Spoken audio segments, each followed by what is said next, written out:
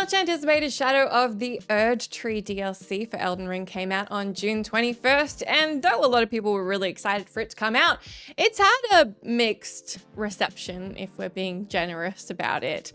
To be fair, we probably should have seen this coming. After all, From Software have a long and storied history of casting their customers into the pits of madness with brutal encounters, and we're digging into some of the most painful today. I'm Jess from WhatCulture, and here are the 10 most maddening bosses in SoulsBorne games. Number 10, Black Jail Knight, Elden Ring Shadow of the Erdtree. Picture the scene.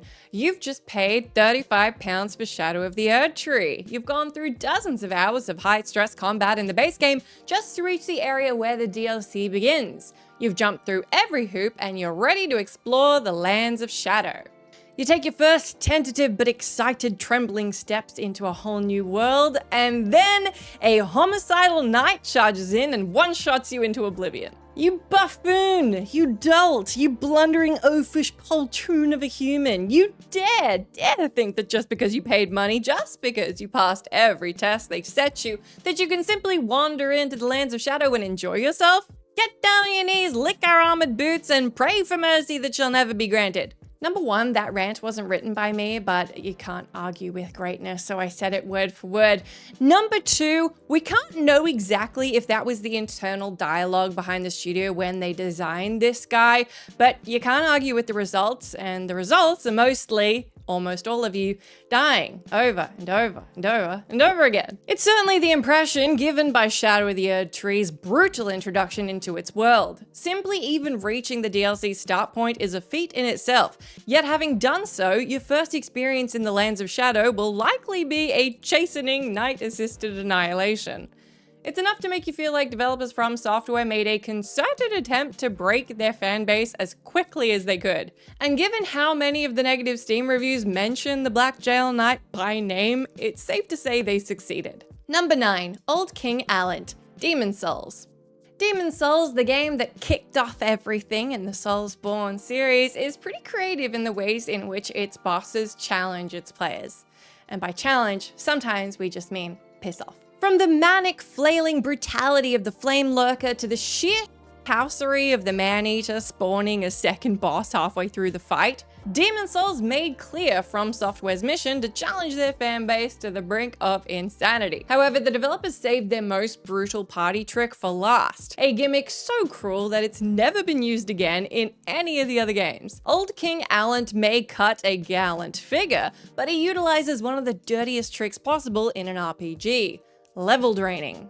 Yep, Allan won't just kill you, he'll permanently weaken you if you lose to him in the fight, which does seem counterintuitive, but that's FromSoft. When his hand starts glowing, you'd better time your next dodge roll to perfection, or the king will grab hold of your character and drain an entire level from their body. And no, you do not get that level back after you beat him. Years after the fact, even when all other memories of the game have been lost to time, anyone unlucky enough to have been on the receiving end of Old King Allan's signature move will still be able to recall the stomach-lurching, brain-bending outrage felt upon seeing the words "soul level drained" flash across the screen.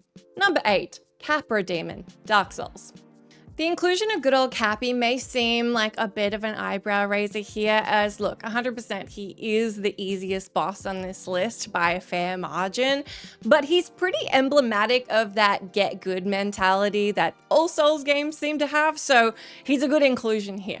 Up to this point, Dark Souls bosses are surprisingly straightforward affairs. The Asylum Demon is literally a tutorial boss, and the Taurus Demon telegraphs its attack so blatantly that it may as well be attacking you with a semaphore flag. The Capra Demon, however, is where things get interesting. Controller-snappingly interesting. This is because Cappy D doesn't fight alone. The undead Ovine brings 2 snarling dogs with him into battle, and it's these feral hounds that will give conniptions to Dark Souls novices. Trying to simultaneously dodge the nippy little canines whilst their 10-foot master tries to hit a home run with your skull makes this boss fight seem like it's absolutely impossible at the start, and it's really one of those beat your head against a brick wall until you finally manage to crack it encounters. Subsequent playthroughs reveal that the Capra Demon is actually one of Dark Souls' easier bosses, but for those just starting out, the goat-faced demon is the first real indicator of the soul-crushing frustration that typifies the series. Number 7, Demon of Hatred, Sekiro Shadows Die Twice. The first Sekiro entry on this list, the Demon of Hatred, was named after the emotions he generates in the player. But it's not just the monster of loathing's sky-high difficulty that earns him a place on this list. What makes this fight doubly mind-breaking is that beating this fiend of resentment requires the player to unlearn the tactics that brought them to this point. Sekiro's combat is built on parrying your opponents, but you simply can't do that to the Devil of Hostility.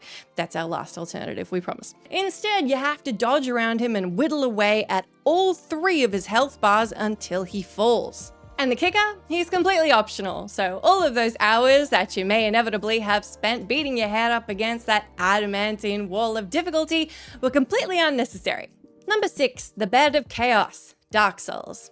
The Bed of Chaos sits right up the top of many a worst Souls bosses ever list, and for very good reason. The monstrous tree tentacle fire hybrid may look visually striking, but the ore soon gives way to ennui as you try your luck again and again like a gambler desperate to snap a losing streak. There's no strategy to the fight. You either get knocked into the abyss by a randomly flailing tentacle, or you get lucky and stumble into striking distance of the monstrous entity's weak points. Far more than any other SoulsBorne boss, beating this guy is basically a combination of luck and sheer bloody-mindedness.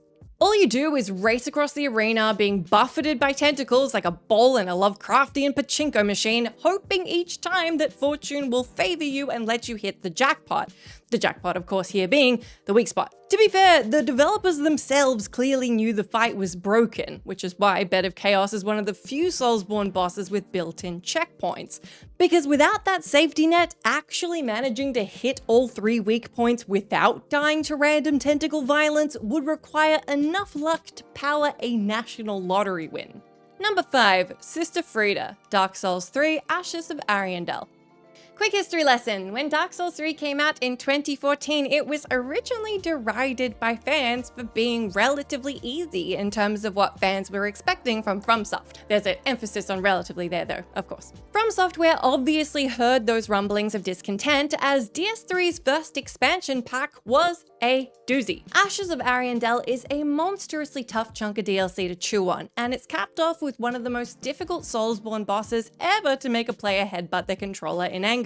Whereas most bosses in the third Dark Souls have 2 distinct phases, Sister Freda has 3. So you can imagine the gut-wrenching feeling that all players had when they put down Sister Freda for the second time, thinking, oh my god, that was so hard, thank goodness it's over, I'm a hero, only for her to rise up again for another round. If you guessed that this third phase was the toughest of the lot, congratulations, you are now on the same wavelength as the sadists who designed the damn thing. Please report yourself to the nearest government building for registration. Sister Freda is a 3-course serving of utter misery, served up with a wimple and an attitude of withering contempt towards the player. As such, she's the perfect rebuttal to those who wished on their monkey paws for Dark Souls 3 to provide a stiffer challenge. Number 4, Elden Beast, Elden Ring.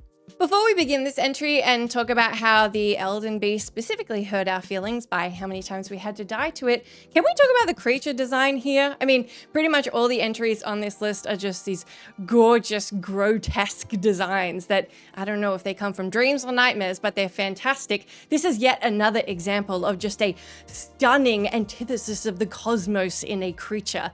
But anyway, let's get back to the hurting our feelings part. To From Software's programmers, we offer a vigorous shake at the labels and a spittle-flecked scream of, why did you wait 2 years to fix this fight? Yes, turns out Elden Ring players have spent the past 2 years banging their heads on a final boss that launched with a key feature missing: the ability to hop on your mount and gallop around the Elden Beast's gigantic lair. Given the vast size of the arena the battle takes place in, it's always been obvious that the fight was built around the player being able to summon their steed in order to chase down their prey. This was especially obvious as the Elden Beast has a nasty habit of warping from one area of that enormous arena to the other. God knows why From Software left out such a vital aspect of the fight, or why it took them so long to get around to fixing it. But the realization that, due to the developers' negligence, gamers have been effectively trying to fight Elden Ring's final boss with one hand tied behind their backs, it's enough to make you break down like a Lovecraft character who just realized their life is controlled by the whims of careless idiot gods. Number 3, Orphan of C, Bloodborne: The Old Hunters. When it comes to mania-inducing SoulsBorne bosses, few fit the bill better than Bloodborne's placenta-wielding infant. The final boss of Bloodborne's superlative The Old Hunters expansion pack, Orphan of C is described in the game's lore as a life form created specifically to kill monster humans, of which the player is one. Suffice it to say, it's a task the Eldritch Orphan excels at. Of all the bosses on this list, it's the Orphan of C who most expertly tightropes across the line that separates frustration and elation. Make no mistake, the parent-deprived monstrosity's brutal, erratic fighting style will cause more than a few choice words to slip from your tongue. But unlike many of the other bosses on this list, the thrill of the fight never really devolves into complete weary drudgery. Whereas defeating many of the other bosses on this list provokes little more than relief, or in the worst cases, resentment at having so much of your time wasted, beating Orphan of C offers a moment of sheer exhilaration that'll have you howling in triumph like a wolf that's been anointed leader of the pack. A giddy, triumphant moment of euphoric insanity. That's not something that we can say about the next entrant though.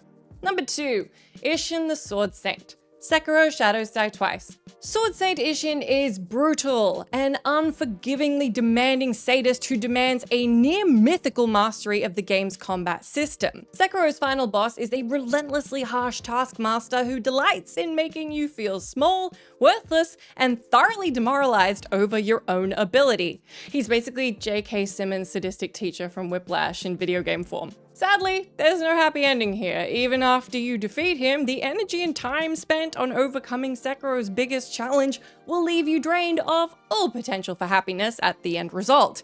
Instead, you'll only really feel smoldering anger at having had so much of your time wasted. Sword Saint Isen absolutely represents that get-good mentality that FromSoft veterans would know through and through by now. But while the get-good mentality isn't necessarily a bad thing, we have to give the final award to our last contender, a brand new contender from the DLC for Elden Ring. We do have spoilers coming up for the last entry, so if you don't want to hear about the boss, get out of here. For the rest of you, let's have a complain together, come on.